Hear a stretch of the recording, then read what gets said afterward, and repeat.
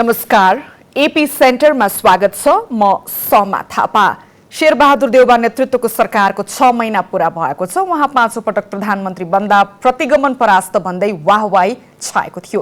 तर उहाँको 6 महिने कार्यकाललाई लिएर पार्टीभित्रका धेरै नेता बोल्न चाहँदैनन् भने आम मानिस र सरकारवालाको विरोधका स्वर चुलिदो छ।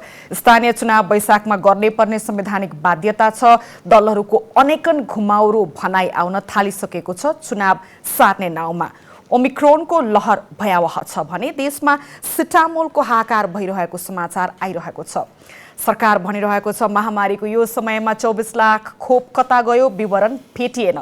भारतले लिपुलेख हुँदै नेपाली भूमिमा सडक विस्तार गरेको छ। यसमा सत्तासीन दलको घुमाउरो अमूर्त अस्पष्ट विज्ञप्ति मात्रै आएको छ, जसमा भारत भनेर नाम समेत किट्न सरकारले खुट्टा कमाएको छ। सतहमा तमाम समस्या छरपष्ट छ। यसलाई लिएर सत्तारूढ दल के भन्छ अनि प्रतिपक्षी यी सब समस्या ठुलो हेरेर गठबन्धन सरकारलाई सक्दो अलोकप्रिय होस् अनि चुनावमा हेरौँला भन्ने निम्छरो दाउमा छ वा ऊ यी समस्या हल गर्न रचनात्मक भूमिका पनि खेल्ने तयारी गर्दैछ। आज यो विषयमा कुराकानी गर्नेछौँ र कुराकानीका लागि हामीसँग हुनुहुन्छ नेपाली कांग्रेसका नेता प्रदीप पौडेल। स्वागत छ। हजुर, नमस्कार। र हामीसँग हुनुहुन्छ नेकपा एमालेका नेता खगराज अधिकारी। स्वागत छ। धन्यवाद। पहिला म प्रदीपजीबाटै सुरु गर्छु। सरकारको 6 महिना पूरा भइसकेको छ। प्रधानमन्त्री शेरबहादुर देउवाले विश्वासको मत लिँदै गर्दा श्रावण 3 गते होला सम्भवतः, होइन? तपाईहरुले भन्नुभएको थियो कि यो सरकार कसरी चलाउने भनेर हामी देखाउँछौँ भनेर। कति देखाउन सफल हुनुभयो सरकार कसरी चलाउने भनेर आम जनतालाई? मतलब म सत्तारूढ पार्टीसँग जोडिएको एउटा व्यक्ति भएको कारणले अब जबरजस्ती डिफेन्स गर्नुपर्छ भन्ने पनि छैन। मैले डिफेन्स गरेर गलत कुरा ढाकिने अवस्था पनि हुँदैन। त्यस हुनाले हामीहरू सरकारहरूसँग सधैँ असन्तुष्ट छौँ। यो सरकार मात्र होइन, योभन्दा अगाडिका सबै सरकारहरूसँग हामी असन्तुष्ट छौँ। सरकारहरूले देश सञ्चालन गर्ने सन्दर्भमा धेरै त्रुटि कमी कमजोरी गरेका कारणले चाहिँ हाम्रो आशाप्रद उपलब्धि हासिल हुन सकिरहेको छैन।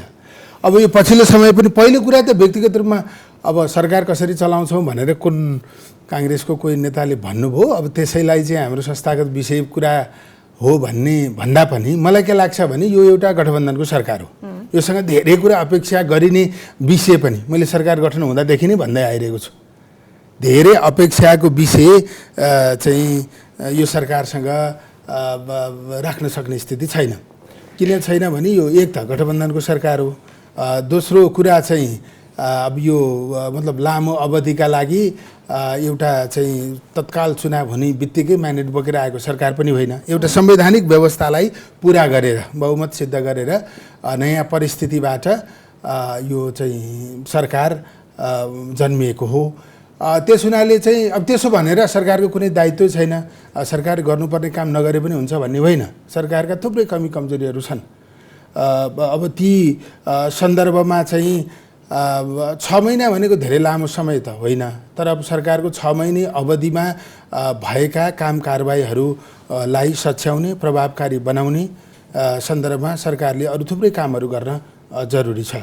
यहाँनिर है मैले तपाईँलाई अर्को एउटा प्रश्न राखेँ, त्यसपछि म खगराजजीबाट जान्छु। तपाईँ भन्नु भएको छ कि गठबन्धन सरकारका आफ्नै बाध्यता छन्, यो सरकारबाट धेरै अपेक्षा गर्न सकिँदैन भनेर। हामीले धेरै अपेक्षा विकासको मूल आजै फुटोस्, होइन, देशभर विकासको लहर छाओस् भन्ने अपेक्षा गरेका छैनौँ। न्यूनतम कुराहरूमा सरकार चुकिरहेको छ, जस्तै सिटामोलको हाहाकार, कालोबजारी कुन तहमा भएको छ भनेर यो सरकारले निगरानी गर्न सकिरहेको छैन।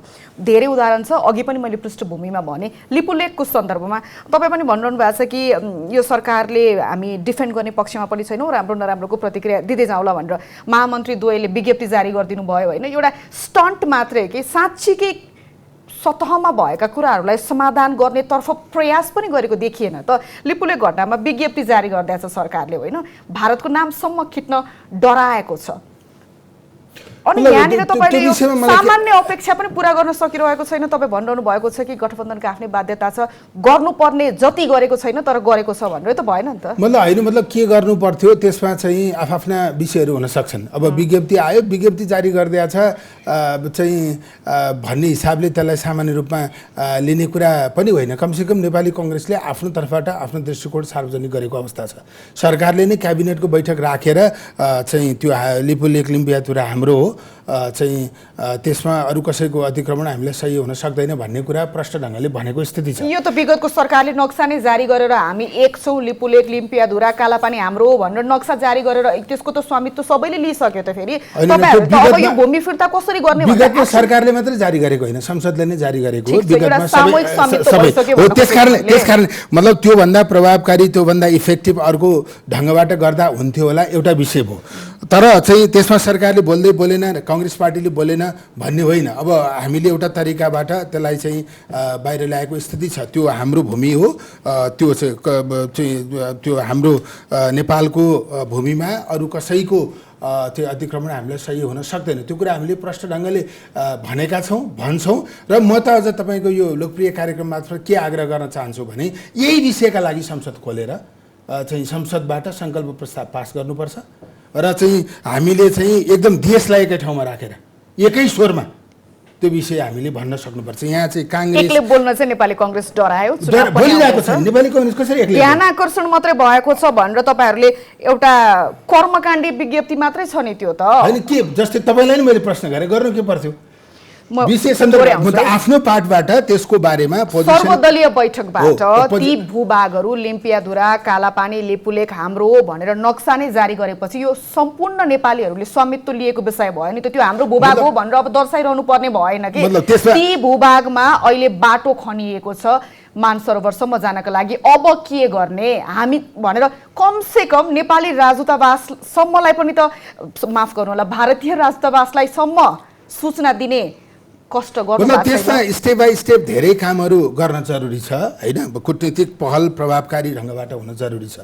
मैले अघि नै पनि भने त्यो विषयमा देश एकै ठाउँमा उभिन आवश्यक छ। तपाईँले भन्नुभएको जस्तै सरकारले सर्वदलीय बैठकको आयोजना गरेर अथवा संसद नै बरु चाहिँ ठुला राजनीतिक दलहरू चाहिँ काङ्ग्रेस, एमाले, माओवादी सबैका नेताहरू बसेर संसद खोल्ने, संसदबाटै त्यो विषयमा चाहिँ हाम्रो एकीकृत आवाजलाई, भनाइलाई चाहिँ हामीले सार्वजनिक गर्न सक्छौँ। ठिक छ, म तपाईँसँग आउँछु है। खगराजी, तपाईँको यसमा टिप्पणी के छ? पहिला सरसरी नेपाली काङ्ग्रेसको नेतृत्वको सरकारको यो 6 महिनाको अवधिलाई प्रतिपक्षीको आँखाबाट कसरी हेरिरहनु भएको छ? यो त हार्वर्ड विश्वविद्यालयमा गएर ट्युसन पढेर आएको एकजना उहाँहरूको महामन्त्रीले हामीलाई संसदमा राम्रै सरकार कसरी चलाउनु पर्छ सिकाउँछौँ भन्दै हुनुहुन्थ्यो। सिकिरहेछौँ हामीले। सरकार चलाउने भनेको छ कि छैन थाहा छैन। खोप 24 लाख हरायो, चोरी भयो। 1 करोड खोपको चाहिँ नि हामीले ल्याइदिएको खोपको सिरिन छैन। अब डाक्टरले चाहिँ नि खोप पाइन भने 5 ठाउँमा आज डाक्टरले भनेको भाइरल भइरहेछ। सरकार चलाउने यसरी रहेछ। र आज जयसिंह धामीलाई तुइन चुडालेर मारियो, संसदमा हामीले आवाज उठायौँ, मैले उठाएँ। त सरकारले छानबिन समिति बनायो, प्रतिवेदन आयो, तुइन चुडालेर उसले गरेको, भारतीय पक्षले गरेको भने सरकार चुक्कसम्म एक शब्द बोलेन। त्यति मात्र होइन, प्यारो धरती, हाम्रा वीर पुर्खाले आर्जन गरेको धरती लड्दा लड्दै इस्ट इन्डिया कम्पनी सरकारले यति त तिम्रो भनिदिएको धरती माथि आज धावा बोलिरहँदा हामीले पनि गरेका हौँ भन्ने ठाउँमा काङ्ग्रेस पुग्यो। 48 सालदेखि काङ्ग्रेस सरकारमा छ। लिम्पियाधुरा लिपिले कहिल्यै बोल्यो काङ्ग्रेसले? केपी ओलीको सरकारको नेतृत्वको सरकारले प्रस्ताव राखेर काङ्ग्रेस लतारिएर आएर त्यो ठाउँमा काङ्ग्रेस पनि आयो, विज्ञप्ति जारी गरेर बोल्यो भन्ने पाउनु। म त्यहाँ आउँदैछु नि। त्यो काङ्ग्रेसले समर्थन गर्यो। गर्ने कि नगर्ने भन्दा किस्ताबन्दीमा पहिला चाहिँ नि शशाङ्क कोइरालालाई बोल्न लगायो, त्यसपछि फन्दामा परेर शेरबहादुरजी बोल्नुभयो भने काङ्ग्रेसले भनेको सार्वजनिक छ भनेपछि काङ्ग्रेस जस्तो पार्टीले लतारिएर बोल्ने त्यस्तो कुरामा अरूको त कुरै छोड्नुहोस्। त्यही चाहिँ कोही एकजना सांसदले त कारवाही गर्ने ठाउँमा पुग्यो भने सिङ्गो देशलाई एकताबद्ध बनाएर संविधान सभाले पनि गर्न नसकेको काम होइन त्यो। र प्रतिनिधि सभा र राष्ट्रिय सभाको सम्पूर्ण शक्तिले एकताबद्ध भएर केपी ओलीकै पार्लामा त्यही सरकारले ल्याएको प्रस्ताव पास गर्यो नि। काङ्ग्रेस त अहिले शेरबहादुरै 5 पटक भइसक्नुभयो, प्रधानमन्त्री धेरै पटक भएन काङ्ग्रेस। कहिले ल्यायो काङ्ग्रेसले? यहाँनिर नि यो भूमि अतिक्रमणको मुद्दा भनेको त राष्ट्रिय मुद्दा हो नि त, काङ्ग्रेसको मात्रै होइन। तपाईँहरू पनि त औपचारिक थलोबाट संसद अवरुद्ध छ, त्यही संसदबाट बोल्न मिल्थ्यो होला नि त। तपाईँहरूले जिम्मा लिनु पर्छ। संसदबाटै बोलेको कुरा मैले भनिनँ, मैले बोलेँ। जयसिंह धामीको कुरा त मैले आफैले बोलेको छु, रेकर्ड हेर्नु न। अनि सरकारले हेऱ्यो। एक दोस्रो कुरा, यो सरकार थपका खानी र चाहिँ नि सक्ने मात्रै काममा हो। यो सरकारले 6 महिनामा के गर्यो? एउटा काम केही देखाउनुहोस्।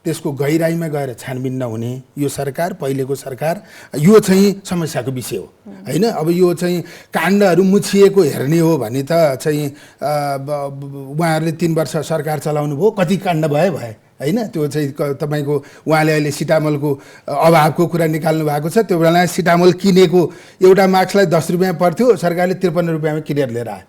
त्यसैले यस्ता कुराहरू आउँछन्। यो मैले मेरो पार्टी सरकारमा हुँदा भएका कुराहरूको डिफेन्ड गर्ने सन्दर्भमा अरूलाई दोष लगाउने गरी मात्रै भनेको होइन।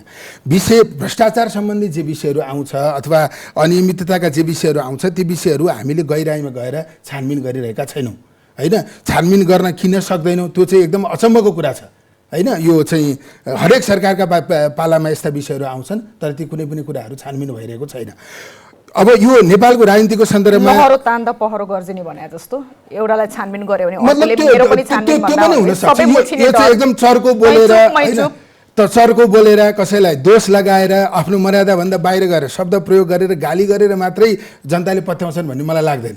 जनताले त राम्ररी सबै कुरा देखेको छ नि। हिजो केपी ओलीको निर्वाचित सरकार इतिहासमा 2/3 ल्याएको के अरे समर्थन भएको सरकार 3 वर्ष चल्दा के भयो त्यो सब जनतालाई छर्लङ्गै छ। हिजो के भएन आज किन हुनु पर्यो भन्ने तर्क पनि त भएन। आज भएको कुरा पनि मैले जबरजस्ती मेरो पार्टी सरकारमा छ जबरजस्ती डिफेन्ड गरेर हुने कुरा छैन। त्रुटिहरू प्रशस्त छन्। जस्तै अब यो मुख्य कुरा त हामी चाहिँ जस्तै संसद खोलेर यो सबै विषयमा छलफल किन गर्न सक्दैनौँ हैन। संसद नै खोल्ने अब संसद चाहिँ कि त अब संसद खुल्दैन निर्वाचनमा जाउँ भनेर भन्नु पर्यो। संसदमा चाहिँ राष्ट्रियताको मुद्दाको बारेमा लिम्पियाधुरा लिपुलेखको बारेमा पनि संसदबाट छलफल गरेर हामीले चाहिँ विषयहरू ल्याउन सक्यो भने त्यो बढी प्रभावकारी हुनसक्छ, त्यसले बढी दबाव सिर्जना गर्न सक्छ। यी अनियमितताका जति पनि विषयहरू आएका छन् त्यो विषयमा पनि संसदमा गएर हामीले छलफल गर्न सक्छौँ। हामी संसदीय व्यवस्थालाई चाहिँ प्रधान मानिएको संवैधानिक व्यवस्थाभित्र छौँ तर संसद चाहिँ हामी आफ्ना झगडाका कारणले चलाउन सक्दैनौँ। त्योभन्दा लाजमर्दो विषयहरू केही हुनसक्छ? त्यतातर्फ सत्तारूढ दलहरूको ध्यान गएको छ कि छैन संसद खुलाउनेतर्फ? उहाँले एकचोटि त वार्ता गर्नुभएको थियो, के अरे खुलाउन पहल पनि भएको जस्तो लाग्छ। यसो हेर्दा नि अहिले यो सरकारको प्राथमिकता चाहिँ यो एमालेलाई कमजोर बनाउने अनि गठबन्धनलाई पनि अलिकति कमजोर बनाएर चुनावतिर मात्रै कसरी चुनाव आफ्नो पक्षमा पार्ने भन्ने दाउमा रुमल्लिरहँदा नि मुलुकका जल्दा बल्दा समस्याहरू त सतहमा त छरपष्ट भएको छ नि त। मतलब राजनीतिक चुनावलाई मात्र बढी केन्द्रमा राखेको छ। अबको गठबन्धन कोसँग अबको समीकरण कसरी अगाडि बढाउने भन्नेमा मात्रै फोकस हो तपाईहरु? मतलब राजनीतिक दलहरू आफ्नो चाहिँ रणनीतिमा आफ्नो पार्टीको हितको आफ्नो निर्वाचनमा आफूले जित्ने कुराको रणनीतिमा बढी केन्द्रित भएको प्राथमिकता त्यसलाई दिइरहेको जस्तो पनि देखिन्छ। खास गरी मलाई लाग्छ चाहिँ एकदमै धेरै वितृष्णा बढ्ने स्थिति भइसक्यो। कसैसँग पनि त्यो भरोसा आशा कायम भएको स्थिति छैन। मैले अघि भन्दै थिएँ केपी ओलीको नेतृत्वमा निर्वाचनबाट झन्डै 2/3 हारेको सरकार बन्यो। अब उहाँहरूले जसलाई दोष लगाए पनि माधव नेपालजीलाई काङ्ग्रेसले खोसेर ल्याइदिएको त होइन, उहाँ दुधे बालक त होइन, प्रचण्डजीलाई चाहिँ हामीले चाहिँ फगाएर ल्याएको त होइन। उहाँहरूले आफ्नो 2/3 को नेतृत्व गर्न नसकेको यो कुरा त पहिला स्वीकार गर्नु पर्यो नि। मुलुकमा एकदमै ठुलो अवसर हामीलाई प्राप्त भएको थियो। काङ्ग्रेस गए पनि देश बनाउने हो, कम्युनिस्ट गए पनि देश बनाउने हो। निर्वाचनले केपी ओलीको नेतृत्वमा देश बनाउने अवसर प्रदान गर्यो अनि त्यो अवसर प्रदान भइसकेपछि मुलुक कसरी चल्यो? आफ्नो बहुमत भएको झन्डै 2/3 को हाराहारीको समर्थन भएको संसदलाई केपी ओलीजी आफैले 2 पटक चाहिँ भङ्गको सिफारिस गर्नुभयो। त्यसले हाम्रो स्थिरतालाई कहाँ पुर्यायो? त्यसले हामीले भन्दै आएको यो व्यवस्थाका प्रति हामीले फुलबुट्टा गाँसेर चाहिँ भन्दै आएको विषयहरूलाई कहाँ पुर्यायो? त्यो त बिग्रियो, ठिक छ। त्यसपछि हामी सपार्छौँ भनेर तपाईँहरू आउनुभयो भने त्यो सत्तामा यो विगतमा केपी ओली सरकारले आफ्नै बहुमत जोगाउन सक्नु भएन भनेर नजिर दिइराख्न त के आवश्यक छ र? त्यो बिग्रियो, त्यसले बर्बाद गर्यो भनेर तपाईँहरू आउनुभयो भने त्यो मतलब त्यो सन्दर्भमा मलाई के लाग्छ भने एउटा कुरा भ्रष्टाचार सम्बन्धी विषय जो जहाँ जोडिएको होस्, उहाँले भन्नुभयो छानबिन किन हुँदैन होइन, त्यो प्रश्न यो सरकारलाई गरिरहँदा स्वाभाविक छ। उहाँहरूको बेलामा छानबिन किन भएन भने मैले उहाँलाई गरेँ भने यो तर्क गर्ने विषय हो होइन। उहाँ साँच्चै छानबिन चाहनु भएको हो भने संसद खोलौँ, संसदमा यी प्रश्नहरू गरौँ र त्यसलाई छानबिन गरौँ। यस्तो कुराहरूको बारेमा छानबिन नगर्ने यस्ता घटना आउँछन् जान्छन्। कसैले इस्टर्न जस्तै भनौँ न अहिले चाहिँ पर्यटन मन्त्रीजीले चाहिँ एक खालको तरङ्ग सिर्जना गर्नुभएको छ। के लाग्छ तपाईँलाई त्यो स्टन्ट हो? होइन मलाई त्यसमा डेफ्टमा जानु पर्यो नि होइन। कसैले चाहिँ कमजोरी गर्यो होइन कमजोरी गरेपछि ल त्यो पशुपति धर्मशालाको सम्झौता रद्द भयो त्यतिमै सकियो त यदि गलत भएको हुन्छ त्योभन्दा गहिराइमा जानु पर्यो नि त्यसैले चाहिँ राष्ट्रिय सम्पत्तिहरू व्यापक ढङ्गबाट मनोमानी ढङ्गबाट आफ्ना मान्छेलाई दिने कामहरू भयो विशेष गरी केपी ओलीको नेतृत्वको 3 वर्ष कार्यकालमा अब उहाँहरू आफै पनि त्यसलाई छानबिन गर्न तयार भएको काङ्ग्रेस त्यसलाई छानबिन गर्न तयार नहुनुपर्ने कुनै कारण छैन त्यसैले छानबिन गर्न तयार भएको हो भने संसदबाट यी प्रश्नहरू उठाउँ त्यसमा चाहिँ जनतालाई आकर्षित गर्ने गरी कसले चाहिँ राम्ररी काम गर्यो देखाउने ठाउँ पनि त्यही हो यसमा खगराजीको प्रतिक्रिया के छ उहाँ भनिरहनु भएको छ कि भ्रष्टाचारका यति ठूला घटना आइसकेपछि संसदबाटै त्यसको विधिवत उपचार खोजौँ न सतही रूपमा मिडियाबाजी र स्टन्ट मात्रै नगरौँ भ्रष्टाचारको जड कहाँसम्म छ र को त्यसमा मुछिएका छन् तिनलाई कारबाहीको दायरामा ल्याउँ संसद छ त्यसलाई खुलाउन भन्ने त संसद खुलिरहेकै छ उहाँहरूले चाहना गर्नुभएकै छ संसदको कुरा हाम्रो बिजनेस हामीले अवरोध पनि गरेका छैन हाम्रो कुरा राखेका छौँ संसदको कुरा त्यो उहाँले बुझ्नुपर्ने अर्को कुरा के हो भने शक्ति पृथकीकरणको सिद्धान्त अनुसार सन्तुलन र नियन्त्रण गर्ने काम चाहिँ यो त अख्तियार दुरुपयोग अनुसन्धान आयोगले छानबिन गर्ने होला उहाँहरू अनुकूलको चाहियो भनेर अदालतमा उहाँहरूले गराइरहनु भएको छ त्यो लफडा त उहाँहरूले सिर्जना गर्नुभएको छ नि उहाँकै विचारधाराबाट जितेका न्यायाधीश के अरे वकिलहरूले र न्यायाधीशहरूले यो काम गरेका छन् परमादेशको सन्दर्भमा उहाँले मर्यादित शब्द बोल्नु पर्यो भन्नुभयो त्यो मर्यादा ईश्वर खतिवडा श्रीमानले नै आनन्दमोहन भट्टराई श्रीमानलाई हामीले संविधानको आउट अफ ट्र्याक भन्दा बाहिर गएर केपीएललाई हटाएका हौँ अब चोलेन्द्रलाई हटाउनुपर्छ भनेको मेल त तपाईँले पढ्नुभएको छ कसले मर्यादा राख्ने त्यस कारणले मर्यादाको कुरा मर्यादा राख्ने आफ्नो आफ्नो ठाउँ हुन्छन् आफ्नो ठाउँले राख्छन् संसदको छानबिन समितिले सिफारिस मात्रै गर्ने म त राष्ट्र चुनाव छानबिन समितिमा 2 वर्ष काम गरेको सांसद यहीँ छु म त्यसैले त्यसले त राय दिन्छ कारबाही गर्ने के हुन्छ भने अब अख्तियारले गर्ला अख्तियारले भ्रष्टाचारी करार गरेको त चिरञ्जीवी विभागले नेकपा एमालेको त होइन गोविन्दराज जोशीलाई पनि भनेको छ अनि विजय गसेदारलाई भनेको छ जयप्रकाश गुप्तालाई भनेको छ जेलै जानुभयो उहाँहरू अहिलेसम्म देखिएको छानबिनबाट त उहाँहरू पनि देखिनु पर्छ लानुहोस् न जेलमा मैले भनेको छु संवैधानिक निकायहरूले छानबिन गरेर यदि भ्रष्टाचार गरेको छ भने एमालेलाई छुट गर्न पाइन्छ म त सार्वजनिक भन्छु म त हिजोदेखि भन्दै आएको मान्छे हो त्यस कारणले यो त स्टन्ट हो गरेको बरु कारबाही अगाडि बढ्दाखेरि सिबिआईले 2 वर्ष लाएर छानबिन गर्यो सरकारी वकिलले फर्काइदियो त्यो त उहाँहरू सरकारमा आउँदै गरेको हो नि त्यस कारणले जम्मै सार्वजनिक जग्गा त जोगायो एमाले केपी ओलीको सरकार पाला तपाईँले सार्वजनिक जग्गा कृष्णप्रसाद भट्टराईले ललिता निवासको चाहिँ सैद्धान्तिक कुरा त्यो बेला गर्नुभयो हामीले अब माधव नेपालले त्यो गर्नुभयो होला भने छानबिन गरे त होइन नि उसले तर माधव नेपालले परे त्यही कारणले उनी त्यो अब त्यो भ्रष्टाचारको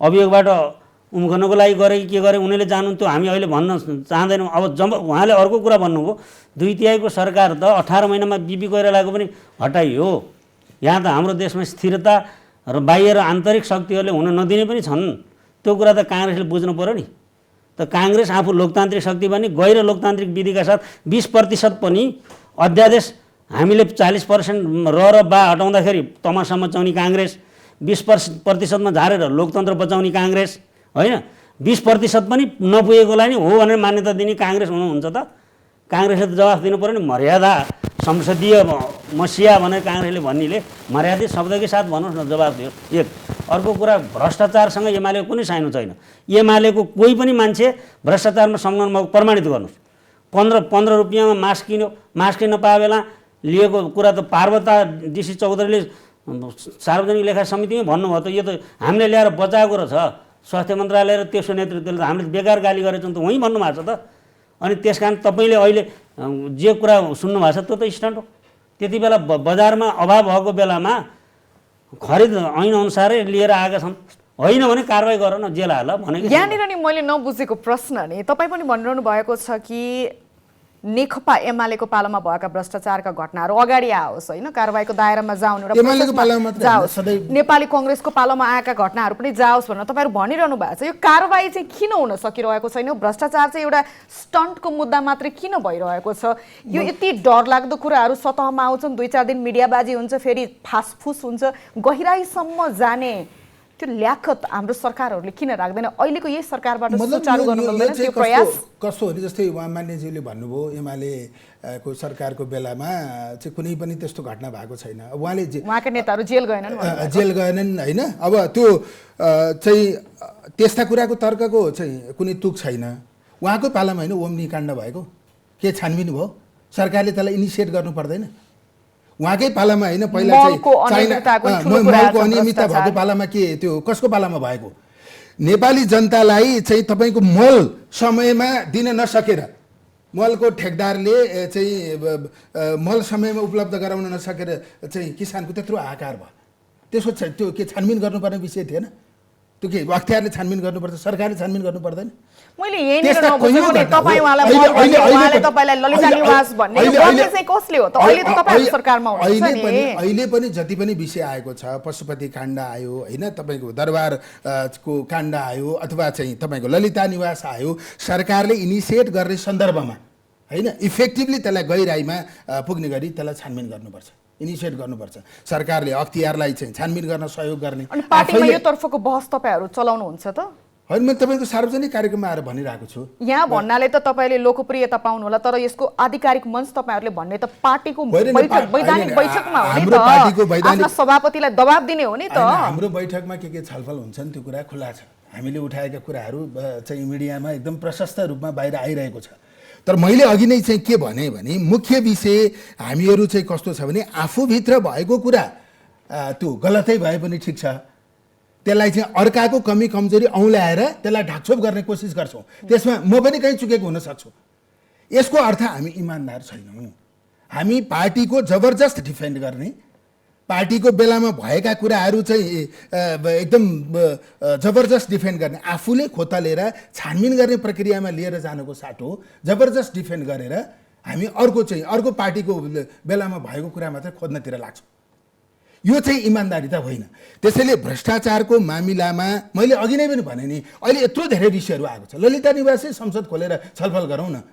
माननीय मन्त्रीज्यूले अघि के विषय उठाएको भनेर के अरे मान्यज्यूले भन्नुभयो होइन ललिता निवासको तपाईँ नै चाहिँ सांसद हुनुहुन्छ तपाईँ नै उठाउन सक्नुहुन्छ मुख्य थलो त संसद हो नि आज राष्ट्रिय राजनीतिमा जति हामीले त अवरोध गरेका छैनौँ तपाईँहरूले आफ्नो मन लाग्ने कुराहरू त संसदबाट ल्याइ नै रहनु भएको छ हाम्रो अवरोधले त त्यो त कसले अवरोध गरेका छैन भन्ने कुरा त त्यो प्रश्न बाहिर जनतालाई त्यो त्यसै थाहा छ नि मिडियाले डेली चाहिँ त्यो कुराहरू लेखिरहेकै छ त्यसकारण त्यो जबरजस्त कुराहरू भन्दा पनि मेरो विचारमा के लाग्छ भने हामीहरूले चाहिँ राष्ट्रिय राजनीतिको नेतृत्व गरिरहँदा काङ्ग्रेस एमालेहरूले नै गरिरहेको स्थिति हो होइन अब फेरि चाहिँ यो कस्तो हो भने परमादेश हो गैर कानुनी हो पनि भन्ने अदालतको निर्णय पनि मान्छु भन्ने यो कुरा एकदम दुविधाग्रस्त भयो कि यो सरकार गैर कानुनी हो भने गैर कानुनी हो भन्नुहोस् अदालतकै निर्णय मान्दिने भन्नुहोस् परमादेशबाट आएको भनेर जबरजस्ती परमादेशबाट आयो जेबाट आयो यसले कानुनी रीत त पुरा गरेको छ नि त कि नेपालको संविधानको जे व्यवस्था हो बहुमत साबित गरेपछि पनि सरकार बनाउन पाइँदैन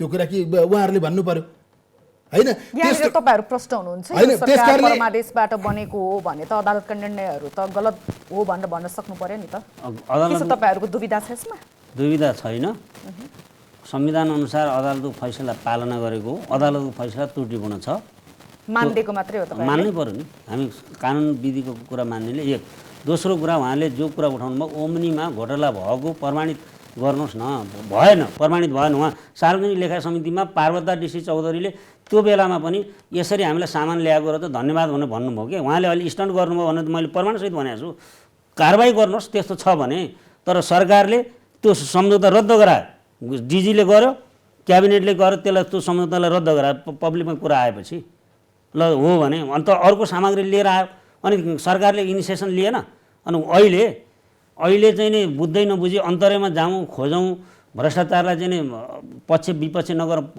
भ्रष्टाचार कसैको पनि पक्षमा हितमा हुँदैन भ्रष्टाचारीले काङ्ग्रेस पनि बढाउन दिँदैन एमाले पनि बढाउन दिँदैन अरू पार्टीको कुरामा अहिले कुरै गर्नु परेन देशका मेन स्ट्रिम पार्टी यिनी दुईटा हुन् होइन यी पार्टीका जो भ्रष्टाचारीसँग सङ्गत गरियो खुमबहादुर खड्कालाई 96 करोड के अरे कति केजीको माला लगाउने काम त भ्रष्टाचार कैद भुक्तान गरेपछि गराउने काम गऱ्यौँ नि त हामी त त्यस्तो संस्कारका मान्छे हौँ होइन त्यो संस्कारबाट हामी कुन कुन पार्टी आयो भने मैले किन भन्नु पर्यो त मैले भने नेकपा एमालेको कोही मान्छे पनि भ्रष्टाचारबाट डामिएको त छैन नि अहिलेसम्म मुखले मात्रै भनेर भने तथ्य प्रमाणले छैन हल्ला न छ तपाईँ ओम्नीमा प्रमाणित गर्नुहोस् न ओम्नीको त रद्द गरिदियो डिजीले क्याबिनेटले फैसला गरेर त्यो डिजीलाई लगेर पक्राउनुहोस् अहिले पनि ठिक छ अब यसलाई अलिकति थाती राखेर त्यसो त मैले के भन्नु खोजेको भने हल्ला गरेर भएन उहाँले भनेकै शब्द प्रयोग गर्ने हो भने गहिराइमा जाउँ छानबिन गरौँ अनि संसदले छानबिन गर्ने हो र संसदले त संसदीय समितिहरू हुन्छन्, सार्वजनिक लेखा समिति त अवरुद्ध छैन,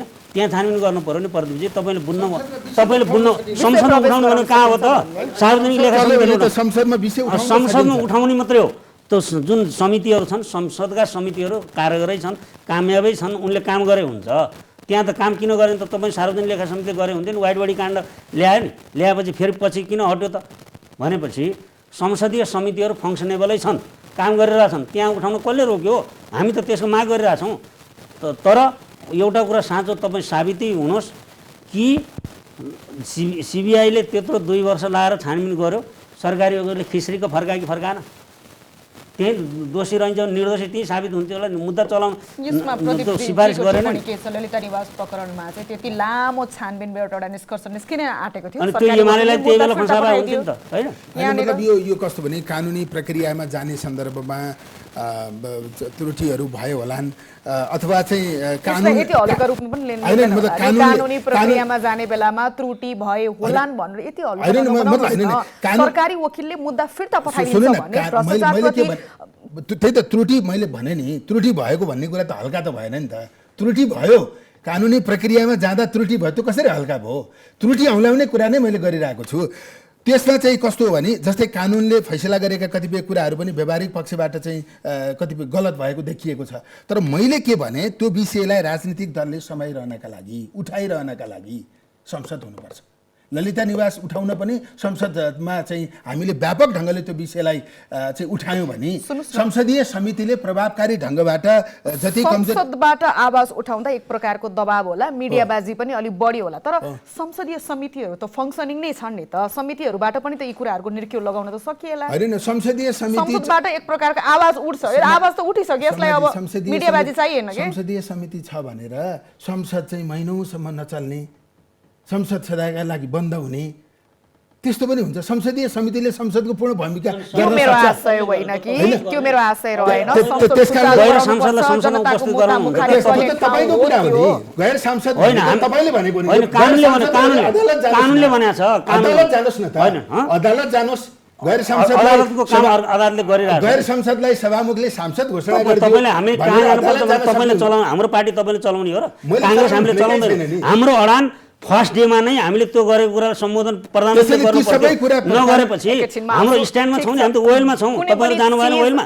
हेर्नुहोस्, एक दिन निम्छरा प्रश्नको उत्तर भनेर प्रधानमन्त्रीले भन्दा तपाईँको दलले बहिष्कार गर्यो, हामीले त्यो संसद चलाएनौँ उठेर जाँदा। अनि पछि त्यसका बारेमा कम्प्रोमाइज गरेर प्रधानमन्त्रीले यो शब्द भन्नुपर्छ भने हामीले भन्यौँ। तर तपाईँ संसद ओइलमा गएको कारणले त संसद चलेको छैन। काम नचल्ने के काम बाँकी राख्यो? बजेट ल्याएर प्रतिस्थापन गर्यो, कुन बाँकी राख्यो? कहिले मर्यादा गर्यो? ओइलमा गएको कुरालाई कहीँ मर्यादा गरेछ सत्तापक्षले? गर्दै गरेन। हामीले त मर्यादित ढङ्गले अहिले ओइलमा मात्रै छौँ। विपक्षीले अवरोध गरिन्जेलसम्म संसद चल्दैन, त्यो मर्यादाभित्रकै कुरा हो। चलेछ, जबरजस्ती संसद चलाउने कुरा पनि हुँदैन। त्यस कारणले चाहिँ तपाईसँग अर्को खालको संसदको के हो भने ओइल सुन, ओइलमा नजाँदै सुन्नु न, मन्त्री हुनुभयो, तपाईसँग जतिको अनुभव मसँग छैन। त्यो पनि घमण्ड गर्दैन, त्यो घमण्ड गर्दैन। तर तपाईँ मिनेन्द्र रिजालजीले उठेर हामी बहिष्कार गर्छौँ भने बहिष्कार गरेर जानुभयो, हामीले संसद चलाएनौँ नि ओइलमा नजाँदा पनि। अहिले त हामी ओइलमा जाँदा तपाईँहरू जबरजस्ती बजेट कहाँबाट ल्याउनु भयो?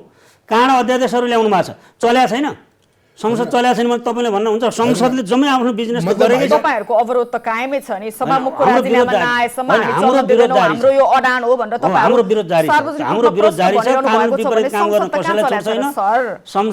कानुन, संसदीय मर्यादा, संसदीयको नियमावली विपरीत काम गर्न पाइँदैन। हामी यसमा एकदम अडान छ। यो मुद्दाबाट अलिकति पर सरेर अलिकति यो लिपु लेक र डिम्पुयाद्वारा कोही विषयलाई लिएर, कालापानीको विषयलाई लिएर अहिले मानिसहरूमा एक प्रकारको आक्रोश देखिएको छ।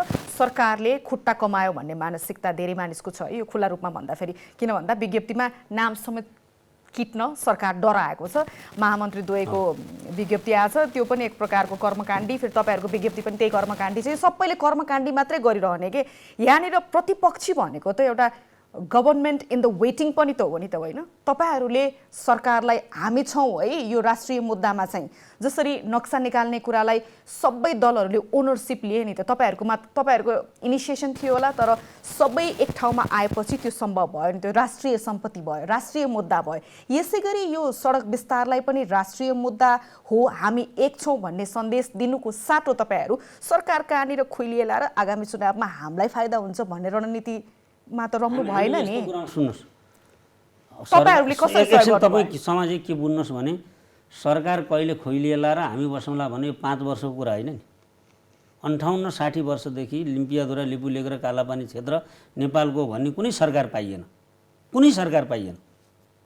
यो त सत्य हो, कुनै सरकार पाइएन। ठिक छ, नक्सा जारी गर्नुभयो, त्यसमा हामी सबैजनाले ओनरसिप लियौँ, ताली बजाइदिउँ, तर आज चाहिँ तपाईँहरू के गर्नुहुन्छ त अब? पहिला अनि लिपुलेक कालापानी क्षेत्रमा भारतीय हस्तक्षेप हुनु हुँदैन, फौज जानुपर्छ भने सङ्कल्प प्रस्ताव मैले राखेँ संसदमा, जिउँदैछु अहिले पनि 3 पटक राखेँ मैले, छलफलको दिन भयो। सभामुखीले के गर्नुभयो, कोभिडको चाहिँ ध्यानाकर्षण प्रस्ताव छलफल गराउनु भयो, त्यसपछि मेरो सूची थियो विथड्र गर्नुभयो, मैले राखेको थिएँ। सरकार बोल्न चाहँदैन यो विषयमा? अब सरकार बोल्न नचाहने सरकार अब हाम्रो बेलाको भए पनि म त्यसको विरोधी हुँ, मैले ल्याएको सत्तापछि सांसद होइन, ल्याइएन। अहिलेको सरकारले अब त्यो विज्ञप्ति नै नल्याउनु पर्थ्यो, नेकपा एमाले सरकारले लिड गर्नु पर्दैन यसमा। सरकारले त्यो विषयको, हामीले त अस्ति सुभाष नेवाङ को नेतृत्वमा हामी गयौँ, हामीले उसलाई प्रधानमन्त्रीको ध्यानाकर्षण त्यो विषयमा नै गऱ्यौँ। मुख्य विषय त कोभिड विरुद्धको अभियानलाई थियो, हामीले त्यो कुरा पनि उहाँलाई भनेका छौँ।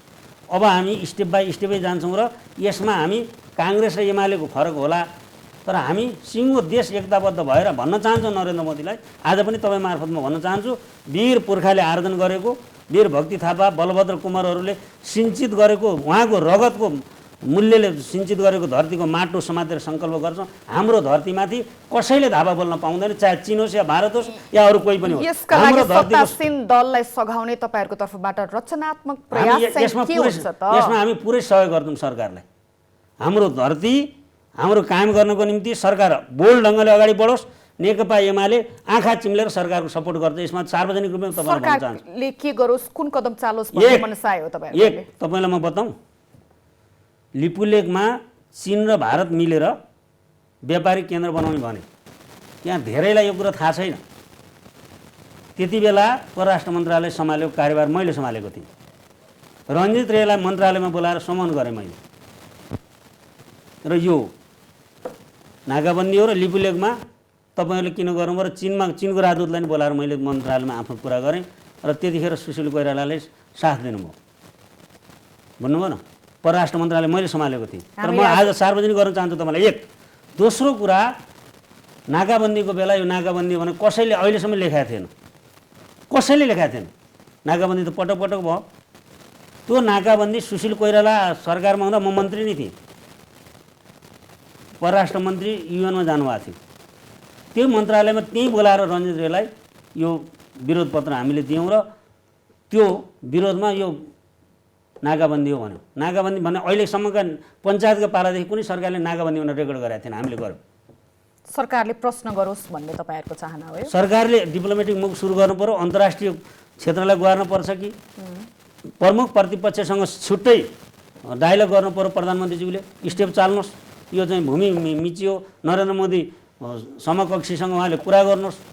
अनि मन्त्रालयमा परराष्ट्र मन्त्रालयले भारतीय राजदूतलाई बोलाएर त्यहाँ विरोध दर्ता गरोस्, डिप्लोमेटिक नोट पठाओस्, अनि अन्तर्राष्ट्रिय समुदायलाई चाहिँ नि लबिङ गरोस् र आम अपिल गरोस् सरकारले सबैलाई, सम्बद्ध नेपालीहरूलाई हामी धैर्यतापूर्वक, संयमतापूर्वक, मर्यादित ढङ्गले यसको विरोध गरौँ भनेर सरकारले भनोस्। आँखा चिम्लेर नेकपा एमाले यसको पक्षमा उभिन्छ। त्यही कुरा विज्ञप्ति मार्फत पहिला हामीले भन्यौँ, सरकारले भनेन। सरकारले खोइ भनेको, अपिल पनि गरेन सरकारले। त्यो लिडिङ रोल हामीले गरिरहेकै छौँ त। ध्यानाकर्षण भयो भनेर एउटा वक्तव्य निकालेको छ। ठिक छ प्रदीपजी, जस्तो नि के पनि सुन्नमा आउँछ भन्दाखेरि यति धेरै यो भारतले हाम्रो भूमिमा बाटो बनायो भनेर सम्म भन्न नसक्नुको कारण चाहिँ भारतलाई खुसी बनाएमा तपाईँहरूको भनौँ न अहिलेको प्रतिपक्षी चुनावको प्रतिद्वन्दी, प्रमुख प्रतिद्वन्दी एमालेलाई कमजोर बनाएर चुनावमा बाजी मार्ने चाहिँ नेपाली कङ्ग्रेसको यो रणनीति हो। किन भन्दा भारतले हाम्रो भूभागमा बाटो बनायो भनेर किटेर पनि भन्न सकेका छैनौँ। भारतीय दूतावासलाई के हो यो भनेर हाम्रो ध्यान आकर्षण छ है भनेरसम्म भन्न नसक्नु चाहिँ कुनै पनि हालतमा चुनावमा भारतको साथ र सहयोग गुमाउन नेपाली कङ्ग्रेस चाहँदैन। त्यसकारणले गर्दा राष्ट्रिय मुद्दामा ऊ मौन जस्तै छ भन्ने आरोप तपाईँहरूलाई लागिरहेछ। मतलब विषय नै उठाएन भन्ने होइन, तर विषय उठाए प्रभावका कारणले गर्दा उठाएको जस्तो प्रभावकारी गरेर बोल्यो कि बोलेन भनेर मान्छेले ठेक्कै पाएन। यो प्रभावकारी ढङ्गले त्यो विषय उठेन अथवा त्यसको प्रभावकारिता बढाउनका निम्ति यसो गर्न सकिन्थ्यो भन्ने कुरामा चाहिँ सहमत हुन सकिन्छ। नेपालको राजनीतिक दलहरू कुनै न कुनै ढङ्गबाट यो विषयमा विभिन्न ठाउँमा चुकेका छन्।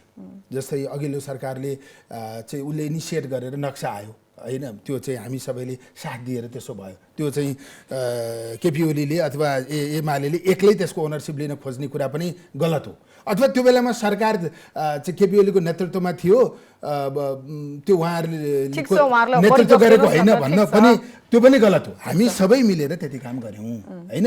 त्यो भइसकेपछि अब त्यो बेलामा पनि कुरा आयो, पाठ्य पुस्तकमा राखेको नक्साधरी चाहिँ पछि प्रधानमन्त्रीको निर्देशनमा हटाइयो भन्ने कुरा आयो होइन।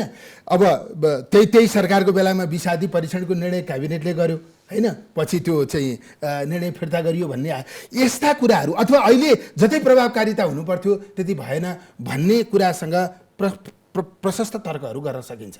यसमा चाहिँ के मलाई के लाग्छ, तर्क गर्न मात्र सकिने कि सत्य पनि हो सरकारले प्रभावकारी रूपमा यो मुद्दा उठाउन सकेन। तर्क गर्न सकिने भएपछि केही हदसम्म त्यसमा सत्यता लुकेको पनि हुन्छ। अब त्यो कुरा चाहिँ बढी घुमाउरो पारामा बोल्नु भयो अनि दिमाग लगाउनु पर्यो। मतलब लिपुलेक लिम्पिया धुराको प्रसङ्ग केपी ओली प्रधानमन्त्री हुने बेलामा चाहिँ भारतीय पक्षले त्यहाँ बाटो बनाउने कुरा त्यही बेलामा आयो होइन। अब त्यो पहिलोचोटि भनियो या दोस्रोचोटि भनियो भनेर नै पर्दैन, त्यो त्यही बेलामा आयो। त्यही बेलामा आइसकेपछि त्यसलाई साझा मुद्दा बनाएर हामीले देशैभरि त्यो हाम्रो जुनसुकै पार्टी होइन, त्यो कुनै व्यक्ति पार्टी कुनै पनि हिसाबबाट त्यसमा विभाजित नभइकन हामीले त्यसलाई सामूहिक ढङ्गबाट उठाउनु पर्थ्यो। नक्साको सन्दर्भमा हामीले त्यो गऱ्यौँ। त्योभन्दा पछिल्लो जस्तै नक्सा जारी भयो, त्यही सरकारले नक्सा जारी गर्यो, त्योभन्दा पछि कुटनीतिक पहल जे गर्नु पर्थ्यो त्यो गरेन। अहिले पनि जुन ढङ्गबाट कुटनीतिक पहल प्रभावकारी ढङ्गबाट हुनुपर्ने त्यो पनि भएन र राष्ट्रिय रूपमा यसलाई जसरी साझा मुद्दा बनाएर अगाडि बढ्नुपर्ने हो। मैले अघि भने नि यो त तपाईँले अघि नै मलाई क्लियर गराइसक्नुभयो, पहल पुगेन, हामीले यसरी गर्नु पर्थ्यो भनेर तपाईँले मलाई तर्क दिइरहनु भएको छ नि। मैले सिधा एउटा मात्र जवाफ के चाहेको तपाईँबाट भन्दाखेरि जसरी यो राष्ट्रिय मुद्दामा तपाईँहरूले जुन प्रकारको कदम चाल्नु पर्थ्यो नि त्यो चाल्न नसक्नुका पछाडिको कारण चाहिँ नजिकै गरेको चुनाव हो। चुनावको मुखमा भारतलाई चिडाएर नेपाली कङ्ग्रेस अगाडि बढ्न चाहँदैन भन्ने सन्देश दिन खोज्नु भएको हो नि। चुनावमा त जनता आफ्नो पक्षमा ल्याउने हो नि। नेपालको जमिन सुरक्षित गर्दा त जनता खुसी हुन्छ। तर जनतालाई रिजाउनु भन्दा बाह्य शक्तिलाई रिजाउन नै हाम्रो नेतृत्वले त्यो सजिलो बाटो ठान्छ। निर्वाचनको सन्दर्भमा बाह्य शक्ति रिजाउने कुरा भन्दा पनि जनता रिजाउने अथवा जनताले काम गर्यो भन्ने कुराको महसुस गर्ने स्थिति बनाउँदा निर्वाचनमा फाइदा हुन्छ। मलाई त्यो सन्दर्भसँग त्यसरी जोडिए जस्तो लाग्दैन। तर जुन ढङ्गबाट कङ्ग्रेस मात्रै होइन अन्य राजनीतिक दलहरू पनि जुन ढङ्गबाट यो विषयमा जति प्रभावकारी ढङ्गले उभिनु पर्ने हो त्यो उभिएको देखिएको छैन। जसरी साझा मुद्दालाई बनाउनु पर्ने हो। हामीले त नेपालमा चाहिँ बाह्य सम्बन्धका बारेमा शेरबहादुरज्यूको एउटा कुरा, केपी ओलीज्यूको अर्को कुरा अथवा प्रचण्डज्यूको अर्को कुरा, राष्ट्रिय मुद्दामा हामी एक हुनुपर्छ भन्ने सन्देश दिन सक्नु पर्थ्यो। ठिक छ, यो मुद्दामा नेपाली कङ्ग्रेस चुक्यो भनेर तपाईँले घुमाउरो पारामा भनिदिनु भयो, मैले त्यसरी बुझेँ। अब म चुनावतर्फ जान्छु है। जस्तो स्थानीय निकायको चुनावका लागि वैशाखभित्रै गर्नुपर्ने संवैधानिक बाध्यता छ भनेर भनिएको छ, तर नेपाली कङ्ग्रेस लगायतका गठबन्धन दलका अरू साझेदारहरूले चाहिँ चुनावलाई पछाडि पो सार्न सकिन्छ कि भन्ने जस्ता कुराहरू पनि आइरहेको छ। नेकपा एमालेको यसमा धारणा के छ? चुनाव समयमै हुन्छ? तपाईँहरू कतिको विश्वस्त हुनुहुन्छ? सरकारको पछिल्ला गतिविधि हेर्दाखेरि हामी आश्वस्त छैनौँ। सरकारले 6 महिना त समय छ भन्छ, के भन्छ होइन। सरकारमा सरकार गठबन्धनका माउतेहरूले त्यो भनेको देखिन्छ। अझैसम्म पनि उहाँहरू क्लियर हुनुहुन्न। नेपाली काङ्ग्रेसको कुरा के हो त्यो पनि अझ अन्यलग्रस्तै छ। व्यक्तिले त बोलेका छन्, तर संस्थागत रूपमा आधिकारिक आएको छैन। हामी प्रष्ट छौँ। स्थानीय तहमा जस्तै प्रधानमन्त्री संसदले हटायो, अर्को प्रधानमन्त्री नबनिन्जेलसम्म निजले नै प्रधानमन्त्री चलाउने भनेर लेखेको छ कानुनमा, संविधानमा। प्रदेशको मुख्यमन्त्री हटायो, प्रदेशको मुख्यमन्त्री अर्को मुख्यमन्त्री नबनिन्जेलसम्म निजले नै त्यसको कार्यभार सञ्चालन गर्ने भनेर भनेकै छ। तर स्थानीय तह खाली भयो भने यसरी गर्ने भने प्रश्न बनाएको छैन, खाली हुने परिकल्पना गरेका छैन। त स्थानीय तहको चुनाव हामी त आम चुनावकै पक्षमा थियौँ होइन, प्रतिनिधि सभाकै चुनावको पक्षमै छौँ भने स्थानीय तहको चुनाव यो सरकारले गर्छ भन्ने आश्वस्त पार्न सकेकै छैन हामीलाई होइन। त्यस कारण हामी चुनावको पक्षमा नेकपा एमाले जित र हार होइन, लोकतन्त्रले जित्नु पऱ्यो, प्रजातन्त्रले जित्नु पऱ्यो, संविधानले जित्नु पऱ्यो। त्यसका लागि हामी जित्छौँ कि हार्छौँसँग हामीलाई मतलब छैन। हाम्रा मूल्य मान्यता जनताले अनुमोदन गरे हामी जित्छौँ। ठिक छ, मेरो चुनाव रिलेटेड छोटो प्रश्न दुवैजनालाई छ। अर्को कुरा अघिल्लो प्रश्न सुन्नु, तपाईहरुको तालमेल कोसँग होला? हामी त एक्लै छौँ नि। अब उहाँहरू त्यत्रो महागठबन्धन गर्नुभएको छ, हामी एक्लै छौँ। हामी जनताहरूले हामीलाई साथ दिन्छन्, जनतासँग तालमेल हुन्छ, अरूसँग कोसँग हुन्छ र हाम्रो? तपाईहरुको एजेन्डा के रहन्छ यो चुनावमा? हामी त लोकतन्त्र, विकास, समृद्धि, सुशासन, राष्ट्रियता, स्वाधीनता यो पक्षमा हामी उभिन्छौँ। र स्थानीय सरकार पनि तपाईहरुले अगाडि सार्नुहुन्छ कि भन्ने आशंका आम मानिसमा छ। हिन्दुत्वको नारा पनि नेकपा एमालेले अगाडि बोकेर तयारी गर्दैछ भन्ने कुरा पनि सुन्नमा आउँछ। कोहीले हिन्दुत्वको उठाउलान्, कोहीले चाहिँ क्रिस्चियनिटीको उठाउलान्, कोहीले बुद्धिस्टको उठाउलान्, कोहीले जातीय उठाउलान्।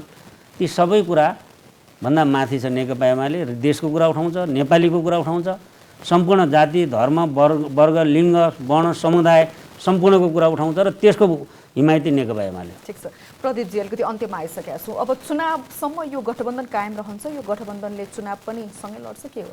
मतलब यो त हाम्रो सभापतिले पनि पहिले भन्नुभएको थियो कि राष्ट्रिय सभाको निर्वाचनसम्म यसको सुनिश्चितता छ। त्योभन्दा पछाडि निर्वाचनकै सन्दर्भमा चाहिँ यो गठबन्धन कायम रहिरहन्छ भनेर भन्न सकिन्न। र हाम्रो पार्टीभित्र यो ज्यादा बहसको विषय बनिरहेको छ। यो चाहिँ निर्वाचन अब कम्युनिस्ट मिले होइन, पहिला उहाँहरू मिल्नुभयो नि एकदम ओलीले प्रचण्डलाई, प्रचण्डले त्योभन्दा पहिला तपाईँहरू मिल्नुभयो होइन? म त त्यो हाम्रो एउटा चितवन तपाईँहरू संयुक्त सरकारै थियो नि चुनाव बेला होइन। सरकार हुने त अर्को नेपालको कोलिसनको आधारमा हुने हो नि, सरकार हुने र निर्वाचन हुने। स्थानीय चुनावमा तपाईँहरू मिल्नुभयो होइन नि, केही ठाउँमा हो। त्यसरी राष्ट्रिय रूपमा हामी प्रष्ट ढङ्गले निर्वाचनमा उभिएको सबै ठाउँमा मिलेको अवस्था छैन। लोकल लेभलमा कहीँ कहीँ समझदारी गरेर मिलेको एउटा कुरा भयो। सरकार सञ्चालन गर्ने सन्दर्भमा मिलेको त नेपालको संसदीय व्यवस्थामा त्यो चाहिँ कोलिसन कल्चर एकदम हुर्किसकेको छ, त्यो पनि स्वाभाविक भइसकेको छ। अब निर्वाचनमै काङ्ग्रेस कम्युनिस्ट मिल्छ मिल्दैन भन्ने कुराको सन्दर्भमा चाहिँ यो सैद्धान्तिक प्रश्न पनि हो। हाम्रो पार्टीभित्र यो पेचिलो ढङ्गले एकदमै बहसमा आइरहेको विषय छ। अब यो चाहिँ तपाईहरुको चाहना चाहिँ के छ? कांग्रेसीहरुको चाहना के छ? मतलब एउटा सरसर्ती अब सत्तामै आएको कुरा गर्दा चाहिँ अब जस्तै कम्युनिस्टहरु पनि त आखिर अस्तिको चुनावमा जबरजस्त मिले हो नि त। उनीहरुको सैद्धान्तिक मिलन त होइन हैन, जबरजस्त मिलिएको। अनि सैद्धान्तिक मिलन त कहाँ भएको छ? शक्तिका लागि हो, शक्तिका लागि, सत्ताका लागि भएको हो। त्यसैले बरु रणनीतिक रूपमा समाजवादी हाम्रो त्यो बरु सिद्धान्तमा हामी मिलेकै हो। समाजवाद अब तपाईहरु कति समयसम्म मिल्नु भयो, पछि के जानु भयो भनेर लामो मिलेकै शक्ति त छँदै छैन अहिले। अब मैले भन्न खोजेको कुरा के भने सैद्धान्तिक रूपमा नै अब यो समाजवादीको हो हैन भन्ने प्रसंग चाहिँ अलिकति यो चाहिँ हामीले त्यतिकै भने जस्तो हुन्छ हैन। व्यवहारले नेपालमा कोही पनि समाजवादी होइन हैन। तर कुरा के हो भने केही शासकीय स्वरूपको सन्दर्भमा पनि हाम्रा केही रिजर्भेसनहरू छन्, ती मुद्दाहरू उठाएर लानु चाहिँ। त्यसैले सैद्धान्तिक आधारमा पनि कम्युनिस्टसँग मिल्ने सवाल चाहिँ स्वाभाविक हुँदैन। हाम्रो भित्र एकदमै ज्यादा यो कुरा उठेको छ, यसले स्पेस पाउने स्थिति छ। त्यसैले नेतृत्व गठबन्धनलाई कायम गर्ने मनोविज्ञानमा भएको हुन सक्छ, यो मेरो अनुमानित कुरा हो हैन। तर कांग्रेस पार्टीभित्र आम रूपमा बहस कस्तो भइरहेको छ भने यसरी सैद्धान्तिक विषयलाई नै कम्प्रोमाइज गरेर हामी यसरी चाहिँ गठबन्धन नगरौँ भन्ने कुरा चाहिँ एकदम तर्क स्वरमा उठ्ने स्थिति देखिन्छ। सैद्धान्तिक मुद्दामै तपाईहरुको नेपाली कांग्रेस भित्र नै एकमत त कहाँ छ र हैन र? मतलब अहिले चाहिँ सत्ताको कुर्सीलाई प्रधान बनाउने कि सैद्धान्तिक विषयलाई प्रधान बनाउने, शासकीय स्वरूपकै कुरालाई तपाईहरु आफै पनि त एकमत हुनुहुन्न हैन। मतलब अहिले चाहिँ कस्तो भने सबै पार्टीभित्र सत्तासँग जोडिने विषय चाहिँ बढी लोकप्रिय बनेको छ। त्यो चाहिँ बढी चाहिँ गाजिएको जस्तो देखिन्छ। निर्वाचन जित्ने र सत्तामा जाने, जोसँग मिलेर भए पनि जित्ने, यो आम कल्चर जस्तो अथवा सबै पार्टीमा त्यस्तो खालको परिस्थिति बनेको छ। र पनि कस्तो छ भने भोट ट्रान्सफर गर्ने हिसाबले कांग्रेसको भोट कम्युनिस्टलाई ट्रान्सफर गर्ने कम्युनिस्टको भोट काङ्ग्रेसलाई ट्रान्सफर गर्ने कुरा आफैमा व्यावहारिक पक्षबाट पनि धेरै स्वाभाविक देखिन्छ। अब मेरो त्यसैले त्यो गठबन्धनले धेरै काम गर्छ जस्तो मलाई लाग्छ। समय सकिने लागिसक्यो। मेरो अन्तिम प्रश्न तपाईँलाई र उहाँसँग आउँछु। छोटकरीमा मात्रै जवाफ चाहेको, यो सरकारले चाहे जति काम गर्न नसकेको चाहिँ पार्टी र गठबन्धनको समीकरण मिलाउनमा धेरै समय र ऊर्जा तपाईँको सभापति अथवा पार्टीका देशको प्रधानमन्त्रीले खर्चिएर हो? मतलब त्यो पनि स्वाभाविक छ। जस्तै हाम्रो बिचमा महाधिवेशन भयो होइन, महाधिवेशनका कारणले पनि चाहिँ सरकारतिर मात्रै ध्यान आकर्षित, समीकरण मिलाउने मात्र प्राथमिकतामा चलिरहेछ सरकार। मतलब यो गठबन्धन भएपछि प्रधान कुरो प्राथमिक कुरा त्यो हुँदो रहेछ, नत्र सरकार गइहाल्छ। समीकरण चाहिँ मिलिरहेन भने मैले अलिअलि ओपन भएर भने यो त जनताको लागि भन्दा पनि आफ्नो लागि। त्यस कारणले हाम्रो राजनीतिको प्राथमिकता नै सत्ता केन्द्रित हुन थाल्यो। त्यो नै गम्भीर विषय हो।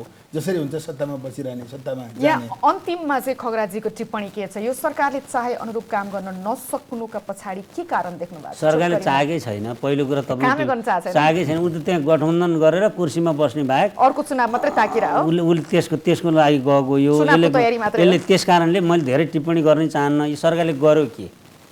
त्यसैले गर्यो के? केही पनि गर्नै आएको होइन सरकार। खालि चाहिँ नि अब यो सरकार नेपाली काङ्ग्रेसले किन त्यो असैद्धान्तिक र सिद्धान्तहीन गठबन्धन गरेर 6 महिनाको समय किन खेर फालो? उसैले जानुहोस् होइन। त्यसैले सरकारबाट केही हुनेवाला छैन, हुँदैन। ढुक्क हुनुहुन्छ? हामी ढुक्क छँदैछौँ। हस्, यहाँ दुवैजनालाई समय र विचारका लागि धन्यवाद। धन्यवाद। नेपाली कङ्ग्रेसले नेतृत्व गरेको सरकारको कार्यकाल 6 महिना पुरा भइसकेको छ। 6 महिनाको अवधिमा नेपाली कङ्ग्रेसले नेतृत्व गरेको सरकारले जनतालाई दिएका उपलब्धि के हुन्? आगामी निर्वाचनमा नेपाली कङ्ग्रेस लगायतका प्रतिपक्षी दलहरू कसरी अगाडि बढ्छ? यिनै विषयमा आज हामीले कुराकानी गऱ्यौँ। अर्को हप्ता अर्को विषयका साथ उपस्थित हुने नै छौँ। तबसम्मका लागि बिदा दिनुहोस्। नमस्कार।